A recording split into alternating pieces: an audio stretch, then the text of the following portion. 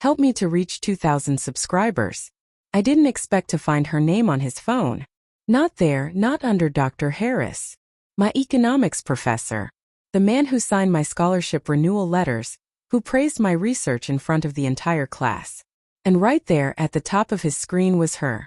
See you tonight, baby. Don't forget the wine. I stood frozen in his office doorway, the dim light of his computer flickering over the room, the faint smell of his cologne and stale coffee thick in the air. I had come to drop off my final paper, nothing more. But the phone on his desk had lit up, just as I was about to leave. My girlfriend's name glowed in that cruel blue light, the one I would never forget. Her name was Emily, the same Emily who spent nights studying with me, who told me she loved how driven I was, who said she couldn't wait to celebrate graduation together. The same Emily who had just sent my professor a text that started with baby. I remember the exact sound my heart made as it cracked. It wasn't cinematic, it was quiet, like the pop of a bubble. I didn't storm out or scream. I just stood there, my throat dry, my palms sweating through the paper I held. Everything okay, Nathan? Dr. Harris asked when he saw me standing there too long. I nodded. Yeah, just drop this off. He smiled, oblivious. You've done excellent work this term. You'll go far. I muttered a thank you and left before I could throw up on his rug. That night I sat on my dorm bed staring at my laptop, my mind replaying the scene over and over. I checked her messages, her tone, her excuses from the past few weeks. Extra office hours. Study group ran late. Wi-Fi was bad. Each lie stacked neatly like a tower I hadn't realized I'd been building. I wanted proof, something undeniable. I wasn't ready to let go of her yet, not until I saw the whole truth. So I waited. 2 days later, she told me she was meeting Harris for career mentoring. She even dressed for it, wearing her white blouse and a smile I used to think was mine. I followed. The air outside the campus cafe was thick with humidity, carrying that faint electric hum before rain. I watched from my car as she arrived. Harris was already there, no laptop, no notes, no pretense. Just 2 glasses of wine and the kind of body language that killed any lingering doubt. When his hand brushed her knee, I didn't feel rage. I felt hollow, like the world had been erased around me, and I was watching ghosts reenact my own humiliation. They left together 40 minutes later, laughing. For the next week I barely slept. Every interaction felt surreal. I attended Harris's lectures, pretending not to notice the smirk he gave Emily from across the room. She still kissed me goodnight sometimes, as if I wouldn't notice how different it felt. As if betrayal could be masked by routine.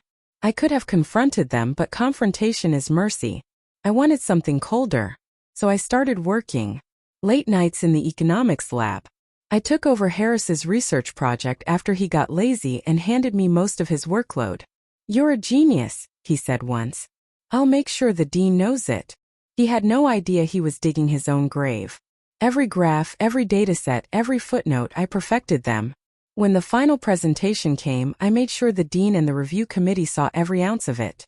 Harris showed up unprepared, half-drunk, and when he tried to take credit, I countered every word with proof, receipts, timestamps, drafts, all in my name.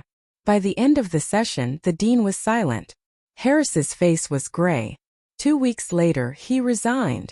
Emily came to my dorm crying that night. Did you know what happened? She said, shaking. They fired him. Said he violated some ethics code. He thinks someone reported him. I met her eyes. Someone did. She stared, her face slowly draining of color. You. Why not? I said quietly. He took something from me. I just returned the favor. Tears filled her eyes. You ruined him. I laughed once bitterly. He ruined himself the moment he touched what wasn't his. She tried to reach for me, but I stepped back. You're not good at pretending anymore, Emily. Don't bother. She left that night. Graduation came in late spring. My name was called, applause echoing off the hall's high ceilings. I walked across the stage, shaking hands with the dean, feeling the weight of the diploma in my hand. Across the crowd I saw Harris standing near the exit, in a cheap suit, watching. Emily was beside him, smaller somehow, her shoulders tense. They both looked at me as if they didn't recognize who I'd become. Maybe they didn't. When I reached the podium to give my closing speech, I smiled and began. Success, I said, isn't always about what you achieve. Sometimes it's about what you survive. My eyes met his. I didn't look away. Afterward, I heard Harris never found another teaching job. Word spreads fast in academia. Emily transferred to another university, started over. As for me, I stayed. Got offered a research position, the one that used to be his. Sometimes late at night I still think about that text message.